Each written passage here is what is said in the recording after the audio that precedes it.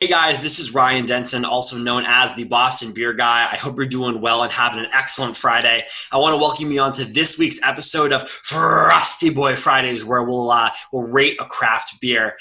This episode, as always, is brought to you guys by Proof Somerville. I would like to welcome on a very special guest, Bert Holdredge, General Manager of Winter Hill. Bert, thanks for coming on the show. Hi, Ryan. Thanks for having me. Of course. So before we get into talking about the wonderful beers we have next to me, give me the history about Winter Hill. As many other breweries, it's a couple friends with an idea and a passion for the beer, and kind of it was a long road to getting the financing and finding a place and everything, but it was a dream we held for a long time, and it came to fruition finally. That's great. So what's your sort of position at Winter Hill, and how did you get involved with the starting of the brewery? So my friend Jeff and I started it once we found a financier, and Jeff was a professional brewer for about 10 years at Harpoon and Wow. other places. We both were kind of into craft beer, at the outset, and he kind of taught me how to homebrew a bit, and I kind of started doing that on the side while I was bartending at a great craft beer place in Western Mass. Oh, awesome. Called Moe's Tavern. So I was there for about 4 years and homebrewing a lot, and Jeff was developing professionally, and eventually got tired of being out there and moved out here to take a shot at it, and before long we met somebody that we were able to pitch the idea to and get behind us. No, that's great. I mean, all the great success stories start that. I mean, I'm in the process of doing home brewing it myself as well. So it's it's a long stepping stone to get there, but once you do and you're producing great beers, people are going to flock to you. So it's great. I love Winter Hill. It's just down the street from my apartment, so I try to frequently as much as possible. So today what we're going to be doing is we're going to be reviewing two beers. So we have a two for free, guys. We're going to be doing Winter Hill's New England style IPA called Sun Buzz, which this is actually a brand new batch they came out with this past week, as well as we will be doing a bonus review of Suburban Home Pale Ale. So I'm very excited to try these beers with you. So let's start in. Let's crack these open and we'll talk about them. Awesome. So how did you? I mean, I know you kind of worked in the beer industry. You were doing a lot of stuff in terms of, you're home brewing a little bit, and you were, working with them and stuff like that. But how did you fully immerse yourself in the actual brewery scene? Like, how did you get into it? Where'd you start? I mean, I was never outside of the bar scene. I was never in the industry professionally, at least on the production side or now the sales side of things. I don't know. We won a big homebrew contest. I guess that was kind of the thing that that's kicked cool. it all off. It was we submitted a beer and won New York City homebrew contest, and at that point I was like, holy shit! Like maybe we're capable of doing this professionally, And that's one way to start. The dream just kind of built from there, and I went from home brewing in like a crappy carboy in the corner of my bedroom to a 1-bedroom apartment with 3 refrigerators in the kitchen. So it just kind of took over. No, I mean, that makes sense. I mean, that's kind of cool. You guys won the homebrew show. I think it kind of allows you to kind of get a little bit of validation for the work that you were doing. Now, obviously, you can get Winter Hill at a lot of different areas. What's your guys' distribution strategy, and how to get the beer to the people? We self-distribute, and we're proud of that fact. It's a lot of work and a lot of logistics, but we're out there representing our product, and we care about it. So that's why I like self-distribution, primarily. But we have a pretty good reach. We run a truck 4 days a week, and we cover pretty much everything inside of 495. Okay. And out to Orleans on the Cape, and then I'm from Berkshire County, so occasionally we sneak beer out to the Berkshires too. So you kind of have like the eastern seaboard of Massachusetts, kind of going out towards that Concord Acton line, kind of getting in. That actually might be a little bit too far from the 495, but kind of getting into the central Massachusetts, eastern Massachusetts, and the Boston area. Yeah, we don't really go past Shrewsbury for the most part. But yeah, okay. And even that's like a little bit of a stretch, but you know, Natick in for sure. Gotcha. What's your favorite Winter Hill beer that you guys produce?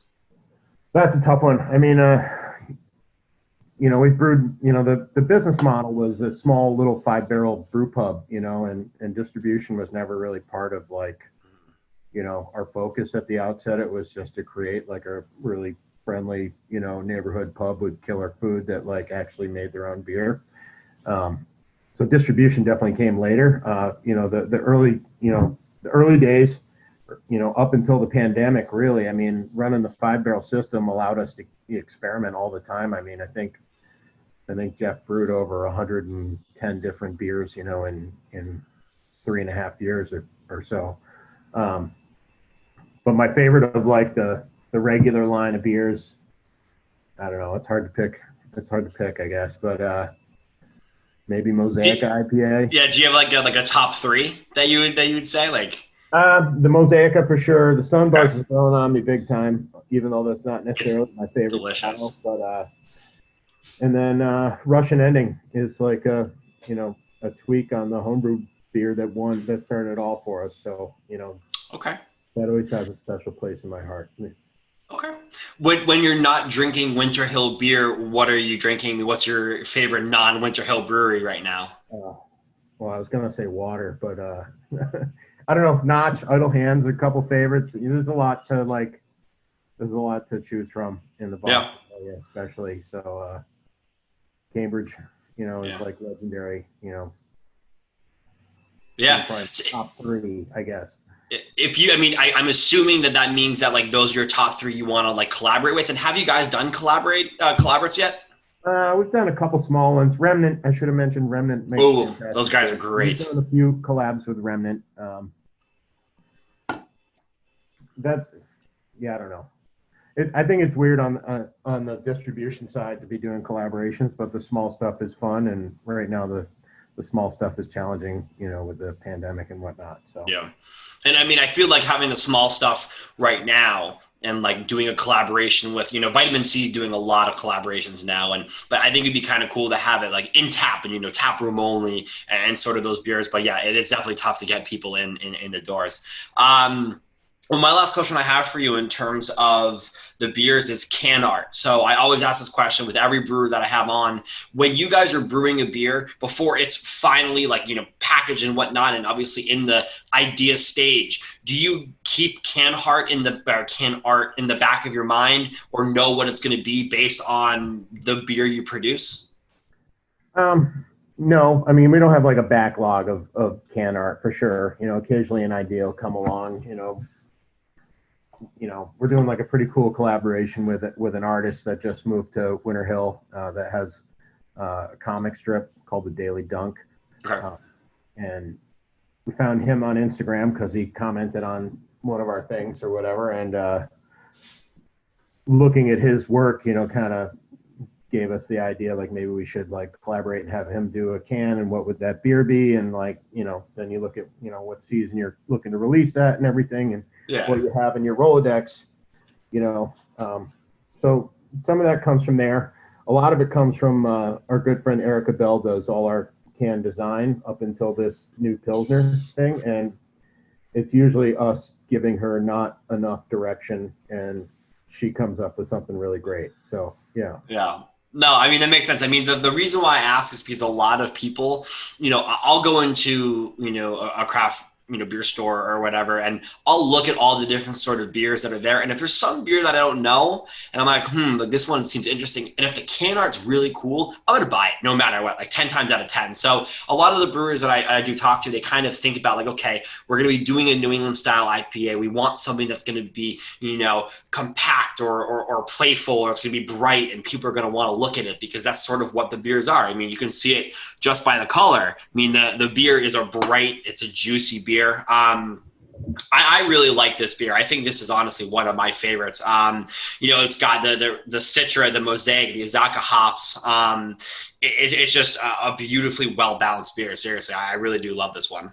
Thank you. The ABV doesn't hit you over the head either, you know. Yeah. It's something that it's easy. You can drink it. You can have a 4-pack. You can really do well. So I'm gonna obviously in this show as well. We rate the beer, so I'm gonna do a rating right now of how I think 1 through 10. I mean, it's out of all the IPAs that I've done, and New England style IPAs, I'm gonna go 8.9 on this one. I think it's a well produced beer. Yeah, it's pretty great. Before we kind of end here as well, I've never had the Suburban Home, so can you talk to me a little bit about what this beer is, what it entails, the background towards it? So Suburban Home is like a light, crisp, easy drinker, like everyday beer. So going back to like our original model, the brew pub model, we knew we didn't have a ton of space, and we weren't going to be able to have a ton of beers on draft. So we wanted to be able to offer something, if you brought your dad in for dinner and he only drinks Budweiser, we wanted to be able to give him something that he wouldn't complain about. So I think we started with a cream ale, and then we brewed this beer, and that they kind of ended up both being like our house beer. But it's got punk rock roots if you're into the Descendants or whatever, and kind of like a light, clean, everyday shower, lawnmower. I love the beer. It's super clean. Yeah, I mean, this is really good. I mean, so again, I usually shotgun a Bud Light, and so I feel like I'm drinking a Bud Light Plus. You know what I mean? Like, it's a nice like pale light lager.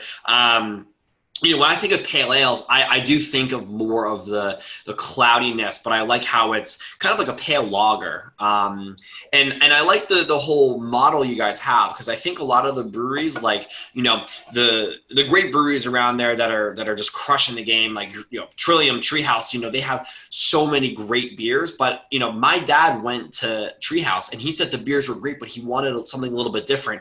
And you can only really get like triple, double, and single IPAs, and then maybe like a few stouts. So I think the model that you guys have, which a lot of breweries are adapting, is having the versatile effect of, you can bring your dad in, and if your dad only likes stouts, you have that. Or if your dad only likes pilsners or pale ales, you have that. So I think the model that you have is great, and why people come and flock to you guys.